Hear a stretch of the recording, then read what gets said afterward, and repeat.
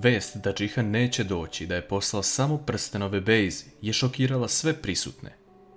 Hančer priča sa sinem o tome kako ona ništa nije znala o ovome i da je Bejza pogrešno razumela.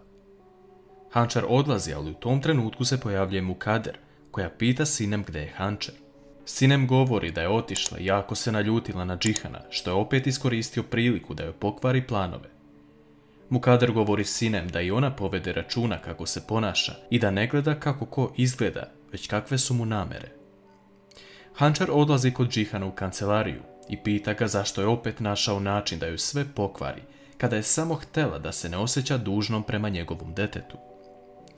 Džihan ustaje i govori da je ona trebala znati da će se ovo desiti, jer je njegov put počeo sa Hančer i završit će se sa njom. Hančer izlazi napolje, ali zastane u trenutku, kao da je krenula sve da prizna, samo što se to ovaj put nije desilo. Ona izlazi plačući iz kancelarije i odlazi u svoju kuću. Džihan odlazi kod Ertugrula i govori mu kako već počinje da tone na dno i nema snage više da se bori sa ovim. Ertugrul mu govori da svaka tuga i pad prosvetljuju čovekov put, ali samo ako čovek zna da čita. Džihan govori da nikada to nije gledao na taj način, ali nadamo se da će on nešto shvatiti. Sutradan ujutru, Hančer vidi kroz prozor da Melih ide ka vili, ali ne zna razlog tome.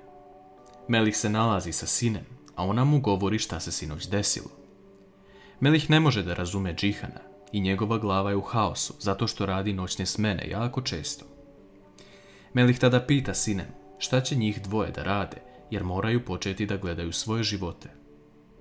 Sinem govori Melihu da odu, a da ih niko ne vidi.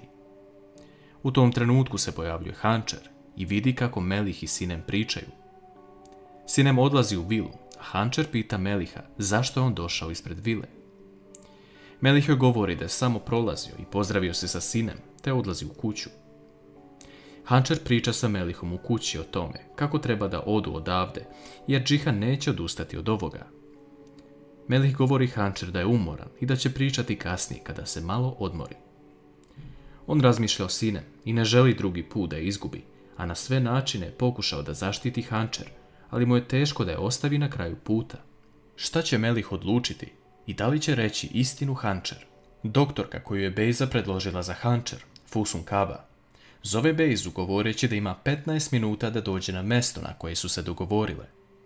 Bejza odlazi na lice mesta i priča sa doktorkom, koja joj govori da sve ostavi u prošlosti i da je ne uključuje više ni u šta, inače će svima reći šta se desilo.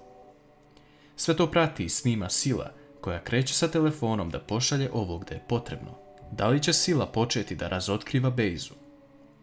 Džihan dolazi kod Engina u kancelariju i donosi mu vesti da je strana kompanija zaključila ugovor sa njima na 2 godine za proizvodnju kolekcije Hančer. To su lepe vesti, ali Engin pita Džihana šta se sinoć desilo. Džihan govori da nije otišao, a Engin staje na Hančerinu stranu što se naljutila na njega, jer to nije bilo prikladno. Džihan govori da su svi naučili lekciju iz ovoga što se desilo i da sada želi da se fokusira na ovaj ugovor i posao. Nešto kasnije, Sila dolazi ispred Džihanove kancelarije i priča sa Hilal gde je Hančer. Hilal hitno mora da ode do računovodstva, a Sila ulazi u Džihanovu kancelariju i ostavlja slike Bejze i Fusun Kabe na njegov sto, te odlazi u Hančerinu kancelariju. Džihan i Engin vide Silu da kreće ka Hančerinoj kancelariji, a Engin odlazi tamo. Hančer, Engin i Sila sede u kancelariji, a Hančer stiže poziv da je gospodin Ihsan, čovjek kome su Hančer i Džihan pomogli, izgubio život. Ona prvo govori Enginu da on prenese Džihanu šta se desilo, ali tada Engin govori da Hančer ne može bežati tako zauvek od Džihana i da će se sutra već sresti na hodniku. Hančer odlazi da kaže Džihanu šta se desilo, ali tada ugleda da je Bejza došla u njegovu kancelariju, a da Džihan ustaje i govori joj da moraju dugo da pričaju. Šta će Džihan reći Bejzi nakon što vidi ove slike?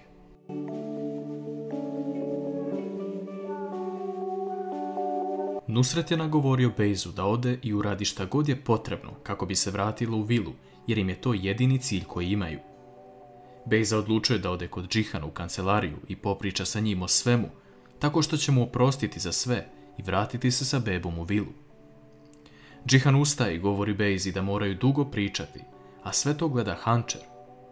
Bejza izvadi kutiju sa 2 prstena i govori Džihanu da pristaje na ovu prosidbu i da želi da oboje stave prsten.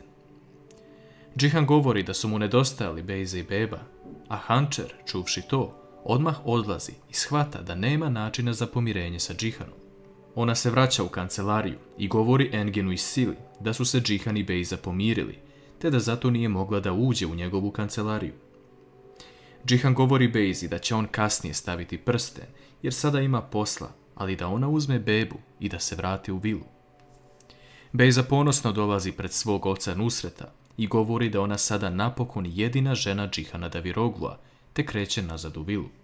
Džihan pita Hilal da li je neko ulazio danas u njegovu kancelariju, jer još uvijek gleda slike koje mu je Sila ostavila na stolu. Hilal govori da je samo Hančer htjela da ga posjeti, ali pošto ga nije bilo tu, ona je otišla.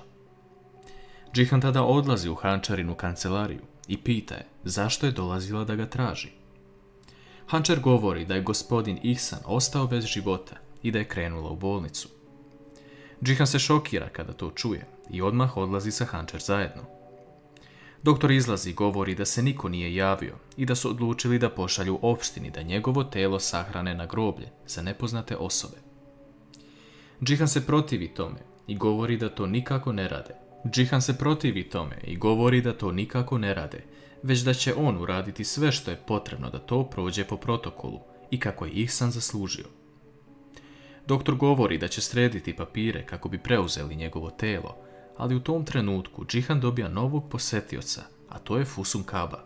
Džihan odlazi u kompaniju jer mu je Hilal javila da ga čeka ta žena i da je hitno, dok Hančer ostaje i čeka u bolnici. Džihan dolazi u svoju kancelariju i saznamo da je on zapravo pozvao Fusun da dođe kod njega kako bi je direktno pitao da li je Bejza ta koja je upetljana u Hančerinu vantelesnu oplodnju. Fusun govori da bi Džihan trebao da pita to svoju ženu. On tada pokazuje slike, govoreći šta njih dve rade zajedno, jer ne djeluje da se baš pretjerano poštuju. Fusun govori da ona nema potrebu da priča o privatnim stvarima, ali i to da Bejza mnogo voli svog muža Džihana. S druge strane, Jonča pravi svečano otvaranje svog frizerskog salona. Jedna žena iz komšiluka joj pravi hranu, ali u jednom trenutku joj stiže veliki buket nakon piše da je od Nusreta Čandara.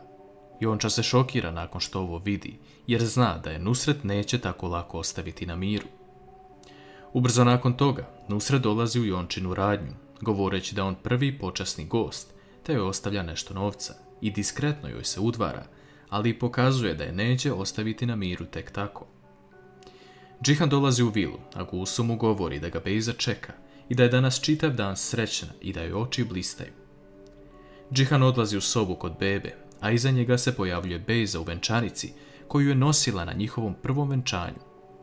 Ona govori da sve želi da bude kao prvi put.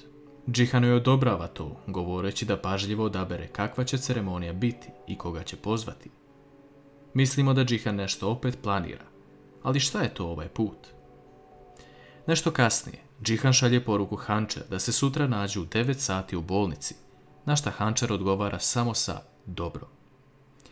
Džihan tone u san, ali tada mu Bejza stavlja ruke na ramena, govoreći da je dosta posla za danas i da bi trebao odmoriti. Džihan je uzima za ruku i dovodi do vrata lagano, govoreći da će kao i svaka mlada sačekati ceremoniju venčanja i onda će sve biti kako treba. Zašto Džihan daje nadu Bejzi da će oni biti zajedno i da li zapravo nešto planira da uradi?